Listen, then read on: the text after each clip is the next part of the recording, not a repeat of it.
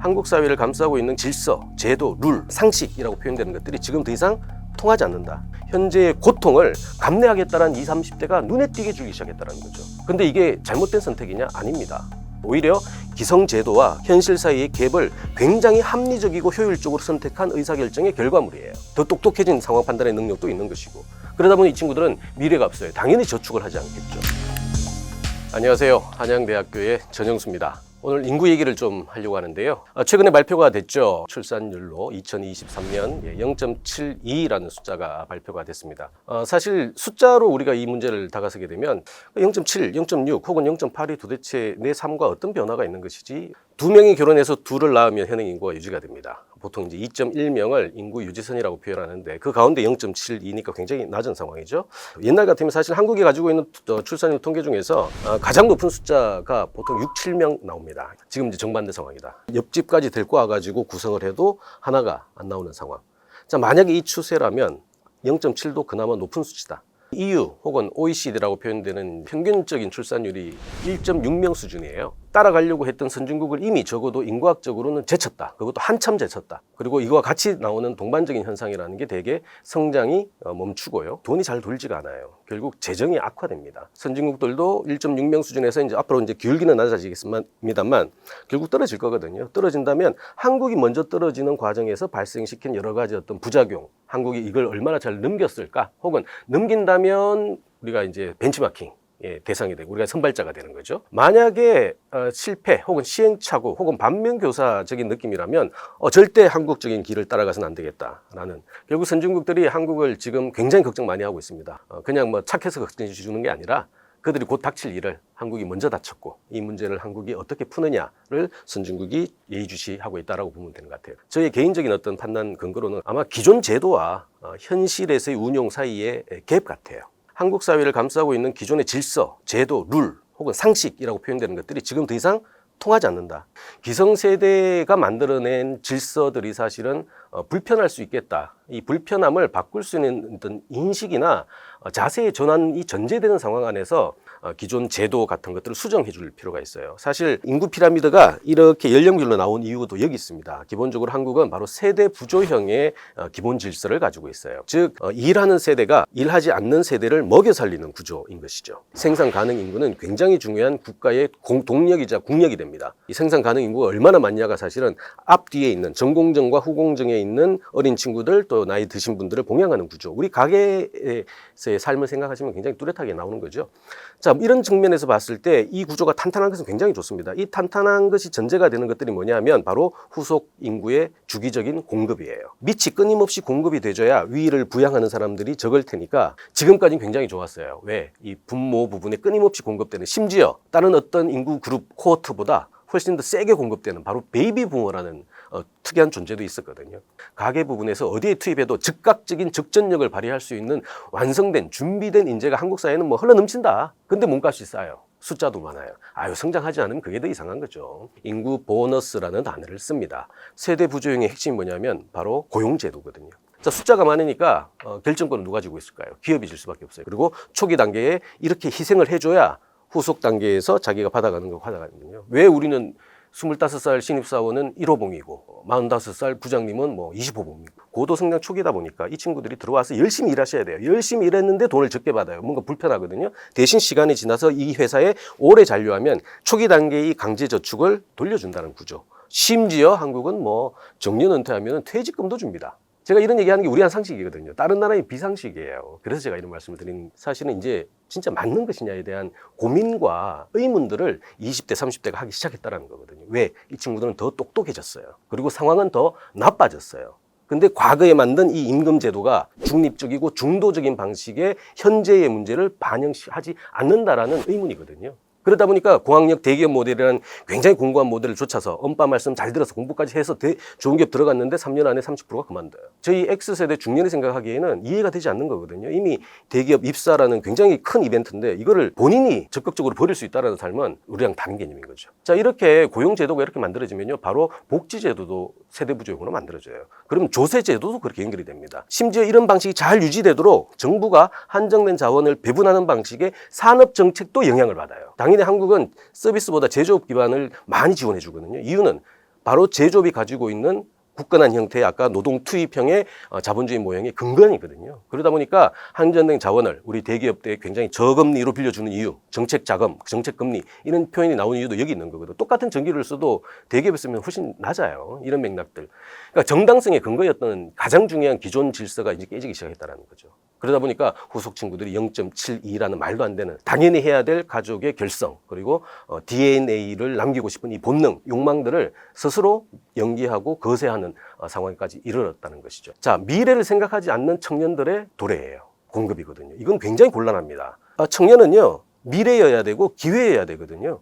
미래의 편익을 위해서 미래의 큰 당근을 위해서 현재의 고통을 기꺼이 감내하는 사회일수록 사실은 성장하고 지속 발전성이 나오는 거예요. 그런데 한국은 벌써 미래의 편익과 현재의 고통을 감내하겠다는 20, 30대가 눈에 띄게 주기 시작했다는 거죠. 근데 이게 잘못된 선택이냐? 아닙니다.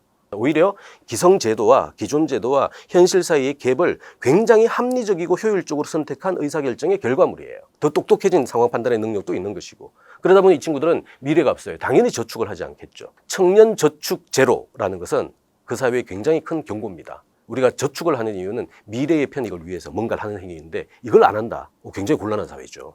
그게 이미 시작이 됐고 그게 0.7이랑 같이 연결이 됩니다. 그렇다면 기성세대와 교체, 교환을 통해 가지고 이루어졌던 경제구조는 움직이지 않는다는 것을 의미합니다. 대표적인 게 뭘까요? 부동산이에요. 아파트는 결국 기성세대가 지고 있는 아파트를 특정 연령이 됐을 때 후속 세대에게 손바꿈으로 넘겨주는 방식, 그런 방식으로 자연스럽게 세대 간의 이전 효과가 발생하는 것들이 젊은 친구들 그걸 받을 의지가 없어요. 문제가 있는 거죠. 유지가 될 리가 없는 겁니다. 그게 이제 인구 구조라는 굉장히 괴팍한 방식으로의 근만 보면 이렇게 판단이 되는데 저축 제로가 만들어내는 어떤 파장까지 생각한다면 지속 가능성은 굉장히 약화될 수밖에 없는 것이죠. 굉장히 큰 위기입니다. 그래서 우리가 이걸 위기라고 보는 거예요. 근데 다시 한번 퀘스천 마크입니다. 진짜 위기일까요? 위기라도 위기가 아니도록 만들어주는 게 지금 우리가 해야 될 일이자 사실은 기성세대의 의무인 거예요. 결국 인구는 분수로 이해하는 게 굉장히 옳습니다. 분모가 탄탄하게 만들어지고 분자가 적어야 지속 가능성이 있는 사회라고 했는데 이게 줄어드니까 문제가 생긴 거거든요. 그러면 이게 줄어들면 위에는 가만히 있어도 늘어나요. 이 늘어나는 세대가 사실은 굉장히 중요한 돌파구가 될 수 있어요. 왜? 이 친구들이 그대로 시간 경과에 따라서 위로 올라갈 거기 때문에. 그 대표적인 주자가 바로 1970년대생이에요. 우리 X세대라고 얘기하죠. X세대의 가장 큰 특징은 뭐냐면 말과 몸이 다른 세대죠. 말로는 기성세대와 척을 집니다. 근데 몸으로는 따라가거든요. 지금 MZ는 어때요? 말과 몸이 일치하는 친구들이거든요. 그게 0.72를 만든 거예요. 자, 이 X세대가 현재 50대 중반을 향해 달려가고 있습니다. 1970년대생이 지금 산업 생산 가능 인구의 한가운데에서 소득도 정점, 그죠? 쌓아둔 기존의 자산들도 정점. 더 중요한 거는 이분들이 받아야 될 선배 세대, 즉 부모 세대가 이제 84세의 평균 수명 종료까지 다가서고 있는 거죠. 이 자산 소득까지 받아야 될 판이에요. 결국 뭐냐면 당군 이래에 가장 아마 구매력이 왕성한 중년 세대의 출현을 의미합니다. 자, 문제는 이 중년 세대와 관련되어 있는 한국의 소비 시장 혹은 기존 관념, 질서는 뭐다? 다 가족 소비가 전제되는 거예요. 50세의 중년의 아저씨를 한국 시장에서는 고객이라고 생각하지 않습니다.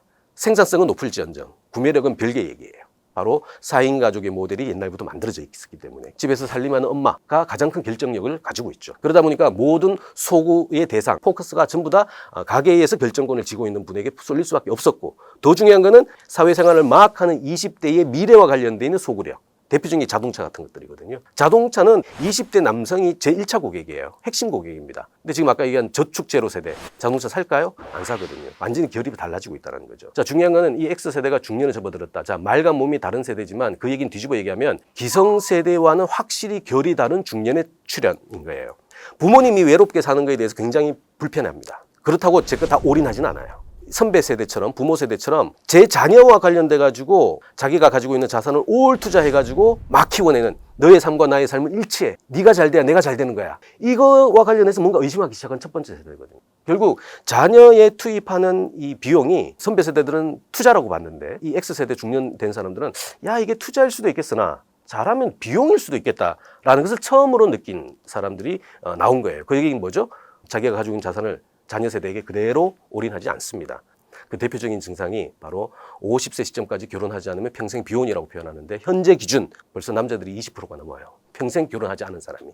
이거는 과거에는 존재하지 않았던 그룹뿐입니다. 20%는 굉장히 큰 시장이거든요. 자, 문제는 MZ가 그 뒤를 따라와요. 그리고 이 MZ가 따라오는 가장 중요한 선순위의 통계가 뭘까요? 1인 가구 44%의 시대예요. 이걸 가지고 중년을 향해 달려오고 있습니다. 얘기인즉슨 혼자 사는 중년의 대거 출현이에요. 그리고 구매력은 정점을 향해 찍고 있어요. 자, 이런 시장 한국은 가정도 하지 않았고 경험도 하지 않았어요. 이게 이제 펼쳐졌습니다. 이미. 어떻게 갈 거냐? 입지가 달라져야 되는 것이죠. 맥락은 이 사람들도 어차피 그런데 12~13년 후가 되면 65세에 진입합니다. 우리 국민연금 받는 거 65세부터 받는다? 아니요. 70세 향해서 달려갈 겁니다. 왜? 정년 연장과 공적연금 수급 연령은 결국 일치될 수밖에 없는 이슈예요. 근데 이 사람들이 지금은 생산 가능 인구다 보니까 든든한 힘이 되고 있거든요.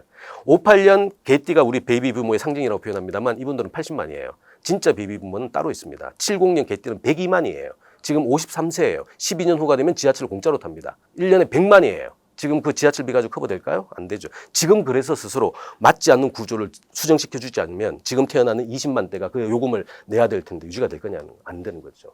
자, 그래서 70년대생이 중요한데 이 70년대생의 바로 바톤을 이어받는 게 바로 베이비 부모예요. 70년대생을 약간 넓히면 이제 55년부터 75년 구간에 있는 20년 구간 숫자가 무려 1,700만입니다. 1,700만 이 중년과 관련되어 있는 새로운 생산 체계, 이거와 함께 소비 체계, 아까 얘기한 새로운 가족 소비를 대체할 수 있는 중년의 어떤 느낌들, 이 같이 간단 말이죠. 이게 같이 모아지게 되면 새로운 베이비 부모와 관련된 이슈가 만들어져요. 이 20년 구간이 굉장히 의미가 있습니다. 2025년 내년입니다. 드디어 한국도 65세 이상 인구가 100명 중에 20명이 돌파를 하게 돼요. 일본이 요거 20에서 30% 가는데 20년 걸렸거든요. 한국은 10년도 안 걸립니다. 조정을, 완충을 안 해주면 그 후속 세대는 연간 200만, 300만이에요. 이 충격은 실로 말할 것도 없습니다. 이때 구성을 만들어서 요소 투입이 되지 않지만 지속 가능한 모델을 만들어줘야 이 200만, 300만 시대에 사는 친구들의 활로가 열려요. 그나마 지금 이 시간이 있을 때 이 문제를 풀어줘야 된다는 것이죠. 시장도 기업도 결국 정리하면 디폴트 값을 바꿔야 됩니다. 옛날에 우리가 60년, 70년대 만들어냈던 이 성공의 어떤 기억들, 이거는 고객들이 막 뛰어다닐 때, 산에서 뛰어다닐 때 가능한 얘기들이에요.